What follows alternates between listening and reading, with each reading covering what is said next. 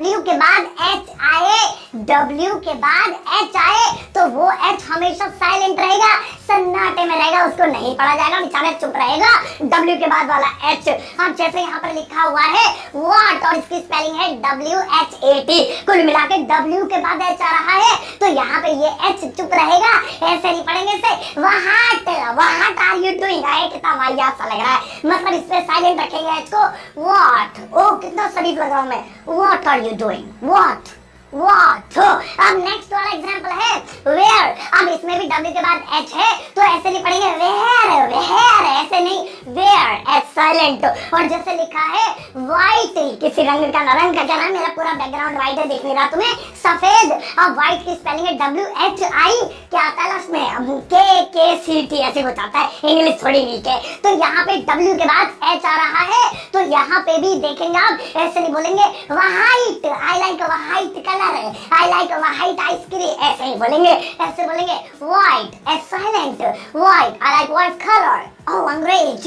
तो ध्यान रखना भैया कि जब भी W के बाद H आए वो H हमेशा साइलेंट पढ़ा जाएगा, उसकी कोई आवाज नहीं है, समझ गए, भेजे में घुसेड़ लिया। चलो फिर देख इस बात के नेक्स्ट वाला रूल देखो। और भैया नेक्स्ट रूल है कि जब भी M के बाद B आए, M वो मंकी वाला M, उसके बाद वो बॉय वाला B आए तो वो भी हमेशा साइलेंट होता है, उसकी कोई आवाज नहीं होती। और इसके लिए एक कंडीशन और लगानी पड़ेगी, वो जब भी बी साइलेंट होगा वरना नहीं होगा। और वो कंडीशन ये है कि उस बी के बाद फिर कोई वर्ड ना हो।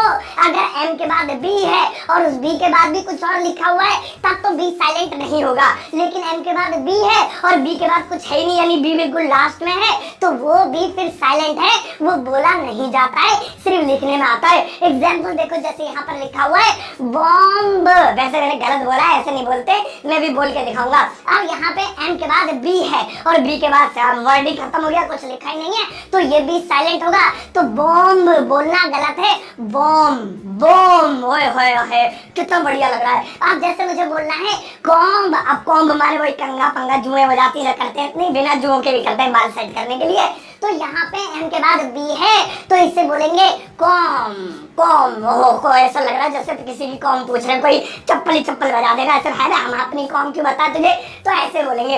और जैसे लैम्ब, लैम्ब माने होता है मेमना, बकरी के बच्चों को, भेड़ के बच्चों को अंग्रेजी में लैम्ब बोलते हैं। तो उसकी स्पेलिंग में भी देखो लास्ट में बी आ रहा है और वो भी एम के बाद, तो वहां पर भी वो साइलेंट रहेगा और उससे बोलेंगे लैम्ब। और सामने लगेगा मैं बी को बोल तो उसे मेरी वीडियो दिखा देना, वो बेचारा समझ जाएगा। तो याद रखेंगे लास्ट में बी को कैसे वर्ड हो, जैसे सैम, फेम, एम, गेम, ऐसे तो कोई वर्ड ही नहीं होते, क्यों उल्लू बना रहा है तू? अरे तो क्या हो गया, ऐसे भी वर्ड होते हैं, हमें नहीं पता वो कोई कंट्री है, सोमालिया, हमालिया, रोमालिया, हाँ होते होंगे, हमें नहीं पता। तो ध्यान रखना कि एम के बाद बी आर, बी लास्ट वाला हो तो वो साइलेंट।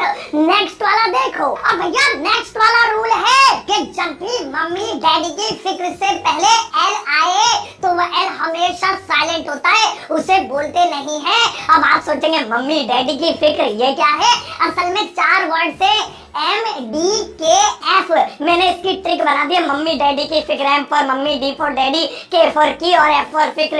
MDKF से पहले अगर L आए तो उस L की कोई आवाज नहीं होती, उसे साइलेंट रखते, उसे नहीं बोलते। चार पर एग्जांपल ले लेते हैं, जैसे एक एग्जांपल ले लेते हैं, कौन कौन से एग्जांपल है, एक तो खोपड़ी इतनी खराब हो जाती है पढ़ाते पढ़ाते एग्जांपल दिमाग में नहीं आते।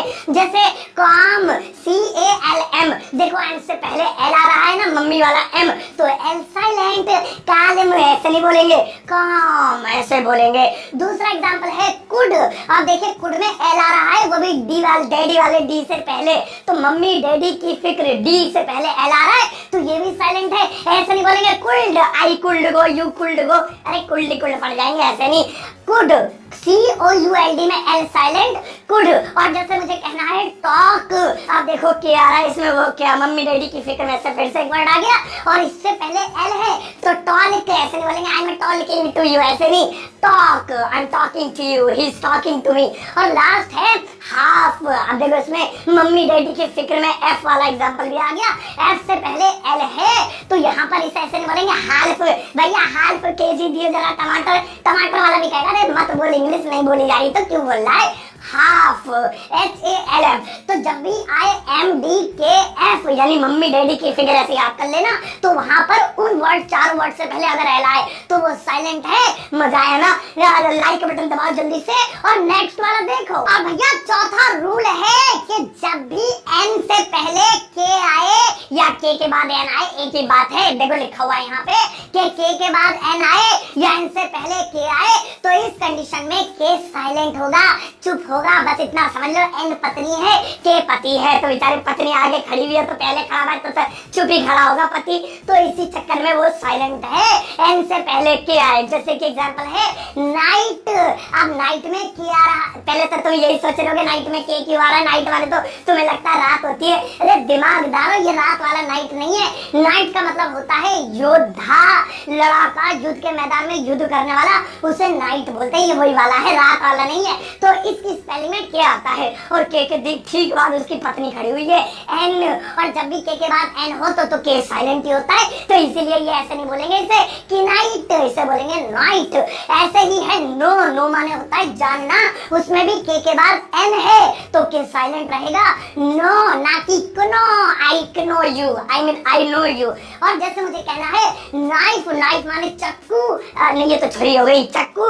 तो यहाँ पे के बाद एन आ रहा है नाइफ की स्पेलिंग में, तो फिर से वही फॉर्मूला लागू होगा। तो इससे बोलेंगे नाइफ।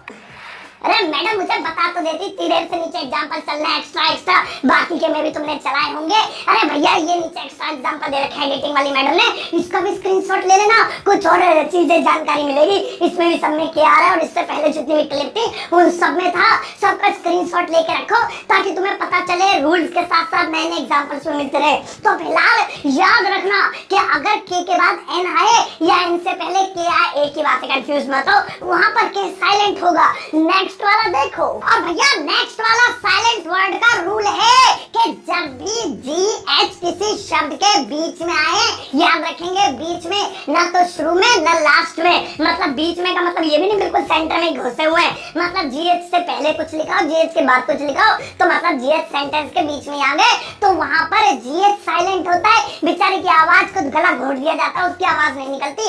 अब जैसे यहाँ पर एग्जाम्पल है नाइट, हम स्पेलिंग में जी एच बीच में है तो ऐसे नहीं बोलेंगे नाइट, नहीं बोलेंगे नाइट। एन की आवाज आई, आई की आवाज आई, टी की आवाज आई, जीएच का गला घोट दिया। इसी तरीके से फाइट भी आप देख रहे हैं, फाइट में भी जीएच का गला घोटा हुआ है और वहां पर भी जीएच बीच में है। या फिर कॉट, जो कि कैच की सेकंड और थर्ड फॉर्म होती है पकड़ने की, कॉट, तो वहां पर भी जीएच कहाँ है, बीच में है और वहां पर जीएच साइलेंट है। अब कुछ और एग्जांपल्स आप नीचे देख रहे होंगे, इन वर्ड्स में भी जीएच बेचारा बीच में फंसा हुआ है और हर जगह उसका गला घुटा हुआ है, उसकी आवाज नहीं निकल रही है। तो भेजे में घुसेड़ लो कि जब भी किसी वर्ड में जीएच एक साथ बीच में लिखा हुआ दिख जाए तो वहां पर वो नहीं पढ़ा जाएगा, उसकी आवाज नहीं निकलेगी। चलो अब लास्ट वाला रूल देखो। अब भैया लास्ट वाला रूल है कि जब भी ए या यू के बाद आर आए, ए या यू के बाद आर आए तो या तो वो आर बिल्कुल साइलेंट होता है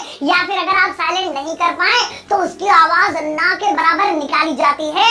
जी हाँ, उसको पूरा नहीं बोला जाता है कभी, या तो आधे से भी आधी उसकी आवाज निकलेगी या फिर निकालो ही नहीं तो बहुत ही अच्छा है, एहसान होगा तुम्हारे इंग्लिश में। अब जैसे मुझे कहना है, लिखा है यहाँ पे स्टार। अब हम बचपन से ही कहते रहे ट्विंकल ट्विंकल लिटिल स्टार, और रॉ को तो एकदम ऐसे होता है ट्विंकल ट्विंकल लिटिल स्टार, ऐसा पढ़ देते।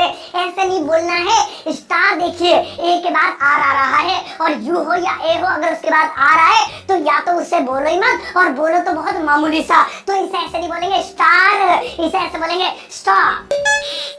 कैसी इंग्लिश है, शर्म सी आ रही है। नेक्स्ट एग्जांपल देखो। अब जैसे लिखा है बर्गर, तो बर्गर में यू के बाद आर आ रहा है तो ऐसे नहीं बोलना है जैसे बर्गर दे दो, एक बर्गर दे दो, ऐसे नहीं, ऐसे बोलेंगे बर्गर, और बर्गर बर्गर। वो कहेगा मुंह से पान थूक, क्या मांग रहा है, ऐसे मांग। तो ध्यान रखेंगे। और एग्जांपल चाहिए। अब हाँ, जैसे कार, सच में एग्जांपल देते हुए शर्म आ रही है, मुझे नहीं पता, बस रूल यही है कि ए और यू के बाद आ रहा है तो या तो उसको बिल्कुल मत बोलो, और बोलो तो हल्की सी आवाज निकालो, जैसे बोली देता हूँ कार। अरे यार।